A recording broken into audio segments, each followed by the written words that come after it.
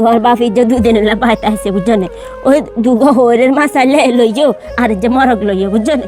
ভাবছিলাম একটা এসি লাগামু, তোরা কি বলিস? আব্বা আপনি আসলে ঠিকই বলছেন, আমিও চিন্তা করছি একটা এসি লাগালে খুব ভালো হবে।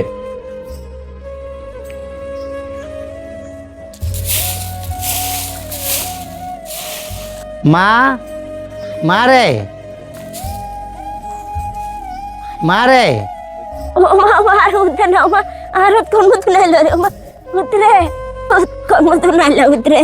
ওই মাস শেষ হয়েছে, 2 দিন ছুটি দিছে, ভাবলাম বাড়িতে না কেন ঘুরে যাই, ফিরে আইলাম। আচ্ছা ঠিক আছে চলো চলো। উঠরে দাঁড়া।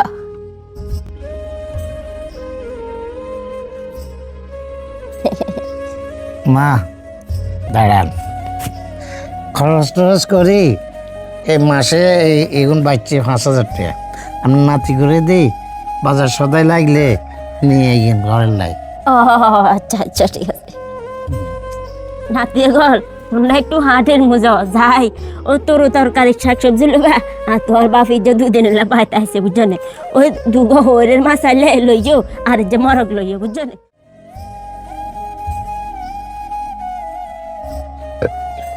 পুত্রে তুই তো পুকুরের মাছ ভালো হিল্লা নাতির করে বাজারে হাঁটাই মাছ দুগো আনাইছি, ধরো বড্ডা মাছ কেন তুলো। না না মা, আম্মা আর দিয়েন না, আপনার নাতি করে দেন, নাতিরে খাইলে আই খাইছি।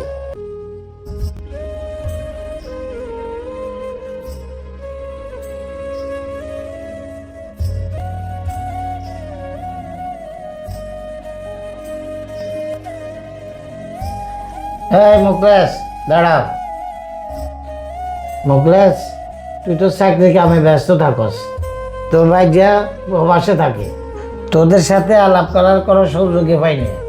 ঘরের কাজ তো মোটামুটি শেষ, কারণ ভাবছিলাম একটা এসি লাগামু, তোরা কি বলিস? আব্বা আপনি আসলে ঠিকই বলছেন, আমিও চিন্তা করছি একটা এসি লাগালে খুব ভালো হবে। শীত গরম 2 মৌসুমে কিন্তু সুবিধা পাওয়া যাবে। না আব্বা আপনি ঠিক বলছেন, 2 টনের একটা এসি নিলে পুরো রুমটাতে ক্যাপচার দিবে। নাতিয়া গল তোমরা তো টাকা ঔষধ কামো খরচ করো, এখন এত খরচ টরচ না করি কোন দিয়ে একদম জমিন লই এলো, তাইলে ভবিষ্যতে কামে দিব। তবে দাদি গ্রামের দিকে না নিয়ে যদি শহরের দিকে নিই তাহলে ভালো হইব, কারণ গ্রামের মানুষরা এখন শহরমুখী হর, শহরে নিলে ভবিষ্যতে একটা বাড়ি করতে হারলাম বা কিছু একটা করা যাইব। আচ্ছা ঠিক আছে, তোমরা যেটা ভালো মনে করো সেটাই করবা। এ শোনো হাগে দি, আয় তোমরারে আর কি কথা কই, মাস শেষে তো তোমরা বাইদন গায় আল্লাহ দিলে ভালো ইনকাম করো। আমি এবার চিন্তা করলাম বড় দেখি একটা গরু আমরা একা কোরবানি দেবো। না ও ঠিক আছে ভালো হইব, নাতি নাত করে বিজ্ঞান মিলে খাইতে পারবো। আমাদের চাহিদাগুলো ইনকামের উপর ওতপ্রোতভাবে জড়িত।